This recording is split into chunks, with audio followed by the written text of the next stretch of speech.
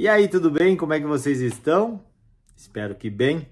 A palavra que eu tenho para vocês hoje é: pare de lutar por você mesmo. Por que eu te falo isso? Muitos de nós deixamos Deus como última opção quando estamos passando por guerras, quando estamos passando por lutas, por provações. E o que me chamou muito a atenção foi a palavra que está lá em Isaías 37:36, que diz assim: naquela noite, o anjo do Senhor foi ao acampamento dos assírios e matou 185.000 soldados assírios. Quando os sobreviventes acordaram na manhã seguinte, encontraram cadáveres por todas as partes. E com certeza eles acordaram sem saber o que aconteceu, imaginando: meu Deus, eles devem ter invadido isso aqui, entrado no nosso acampamento e mataram a maioria. Então, o que eu quero dizer para vocês? Jerusalém, ela estava sitiada, ela estava isolada pelo exército assírio, e o exército assírio da época era um dos maiores do império que existia. Eles nem precisariam lutar, na verdade, somente por eles estarem ali sitiando Jerusalém, e com que eles bloqueassem a entrada de alimento, não duraria muito tempo, até que Jerusalém sucumbisse e se entregasse ao exército assírio. E o que aconteceu?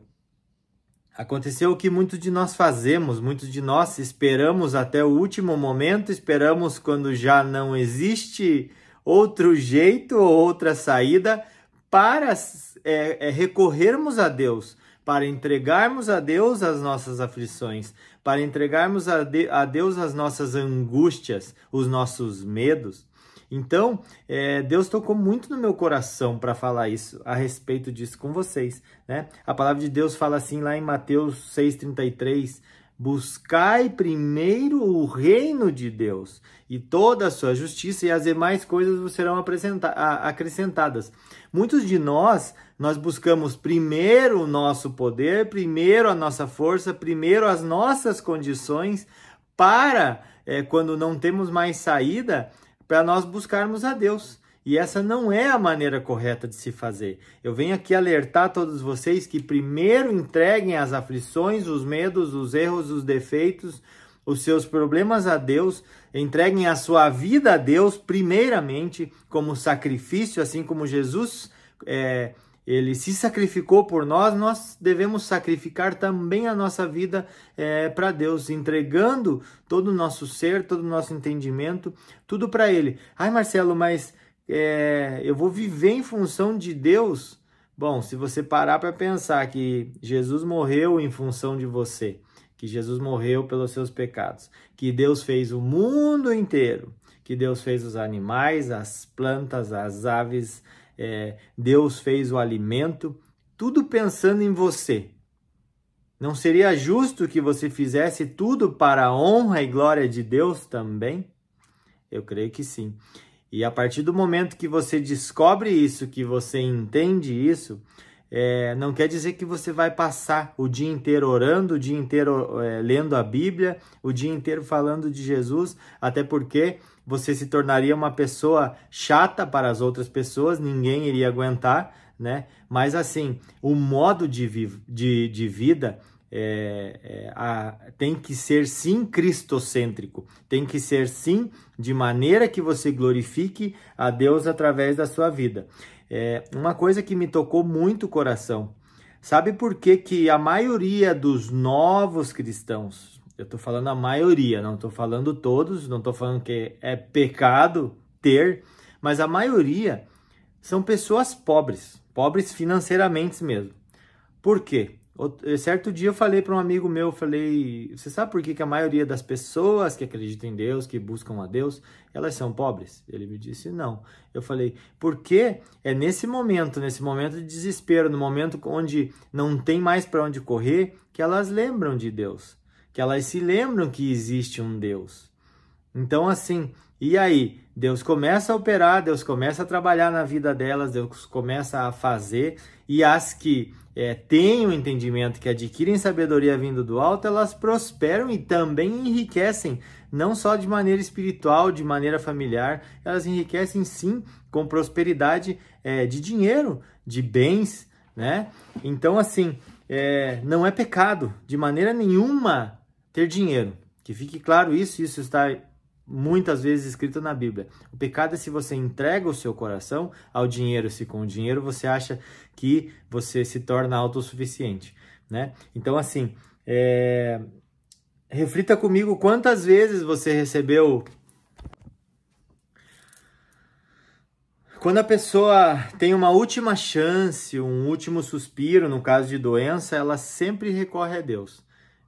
Eu, nas minhas palavras, eu sempre falo assim, eu não sei se na totalidade dos casos, acredito que não, porque sempre tem aquele coração duro, aquele que não vai acreditar, mas a pessoa, quando está no estado de viver ou morrer, principalmente no estado de morrer, ela conversa com Deus, mesmo que ela tenha passado uma vida inteira afastada de Deus, dos caminhos de Deus, dos preceitos de Deus. Ela fala, meu Deus, me ajude, porque eu... Não sei se você está de acordo comigo, mas eu tenho visto e vejo e veremos muitas vezes e muitas situações assim, né? Então, assim, o que a gente deve fazer? A gente deve sim colocar Deus em primeiro lugar na nossa vida, colocar Deus em primeiro lugar nos nossos planos. Hoje, eu e minha esposa e minha família, nós não fazemos nada sem autorização de Deus. Mas como é essa autorização de Deus? Bom, quando aparece algum negócio, por exemplo, o que a gente faz? A gente fala com a pessoa, ok, o negócio aos meus olhos parece algo muito bom, mas nós vamos pedir direção de Deus. Porque, Marcelo, mas se o negócio caiu no teu colo, é um negócio muito bom, você acha que não é direção de Deus? Nem sempre. Existem coisas que aparentemente são boas aos nossos olhos, mas que vão nos afastar do caminho, que vão nos afastar de Deus. Então nós temos que ter a experiência necessária, a sabedoria necessária e a dependência necessária para poder ver o que é certo, o que é errado, o que nos faz bem, o que nos acerca a Deus, o que pode nos afastar de Deus. E em todas as vezes que nós temos colocado Deus em primeiro lugar, que nós temos pedido direção, pode ter certeza que nem sempre é o que você quer ouvir. Algumas vezes você escuta um não, parecendo que tudo indica que é um sim. Eu tenho experiência com isso, principalmente nos últimos tempos, né? Nenhum exército é tão grande, forte e poderoso para te enfrentar, pode ter certeza, a partir do momento que você decide entregar as suas decisões a Deus. Reflita bem comigo, quantos de nós recebemos cura, livramento, provisão aos 45 do segundo tempo? Porque é nesse momento que nós colocamos tudo o que temos, que já normalmente não é nada, mas somente a fé, a esperança, e nós recebemos algo, né, divino, uma cura divina, uma provisão divina, um livramento divino. Em Êxodo 14, 10, 31, ele fala a respeito disso. Quando o povo de Israel se viu de frente de um mar, na frente um mar, atrás o exército do Egito, que eu acredito deveria ser enorme, gigantesco. O que eles fizeram? Eles até blasfemaram contra Deus. E agora você nos trouxe aqui para morrer? Coitado do Moisés. O tal do Moisés sofreu com esse povo, hein? Porque o que ele tinha que escutar de besteira, e o povo estava furioso com ele. Mas a palavra diz que Deus trouxe o livramento, que Deus fez eles passarem em terra seca no meio do mar. E que assim que eles passaram, o mar se fechou e todo o exército do Egito veio a falecer. 1 Samuel 17, do 12 ao 58, também fala a respeito de Davi e Golias. O povo olhava o gigante. Davi, ele olhava o Deus que ele servia. Ele sempre olhou para o Deus que ele servia. Então, por isso que é tão importante nós sabermos o tamanho de Deus. Deus que fez o mundo, que fez o mar, que fez a terra, que fez o céu, as estrelas, o sol, a lua. Deus é muito grande. Nenhum problema, ainda que pareça para nós insolucionável, é maior do que o nosso Deus.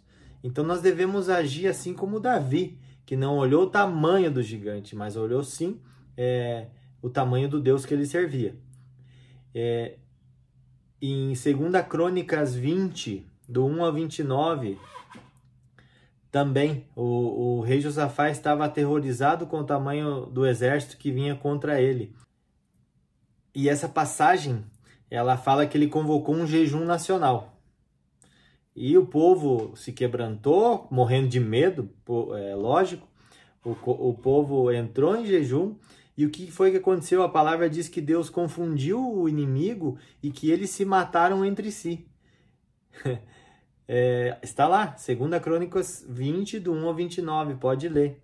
Então, Deus faz as coisas parecerem loucura, mas Deus faz esse tipo de coisa, né? E assim também, lá em Salmo 50, 15, fala assim, ó: invoca-me no dia da tua angústia, eu te livrarei e você me glorificará. Uma coisa que eu vou te falar, não deixe chegar o dia da angústia. Nós temos muitas armas na própria palavra de Deus para que não chegue o dia da angústia, sabendo também que provação, angústia, deserto, processos, tudo é necessário na nossa vida, que nós passamos, não tem como nós evitarmos uma vida inteira sem angústia, sem aflições, sem medo, sem defeitos, mas que através da palavra, que seguindo os preceitos da palavra, a sabedoria da palavra de Deus, nós podemos evitar muitas situações, muitos constrangimentos na nossa vida, né? E é possível viver uma vida plena.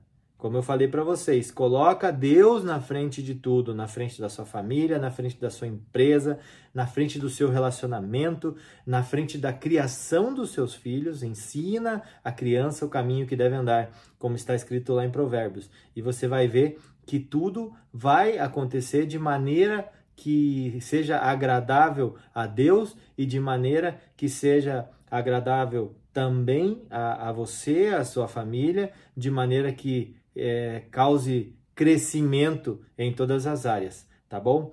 Para finalizar, o Salmo 37,5 diz: entrega o teu caminho. É todo o caminho, tá? Não é só uma parte do caminho. Não seja daqueles que entregam uma parte do caminho, começa a melhorar, se afasta. Volta, entrega um pouquinho, começa a melhorar, se afasta. Entrega teu caminho ao Senhor, ou seja, entrega todo o seu caminho ao Senhor, toda a sua vida, em tudo que você faça, faça como se fosse para Deus. Ame a sua esposa como você ama a Deus, ame os seus filhos, ame a sua casa, ame o seu emprego, ame o seu patrão, ame os seus pais como você ama a Deus. Entrega teu caminho ao Senhor, confia nele e o mais ele fará, e escreve aí embaixo, amém.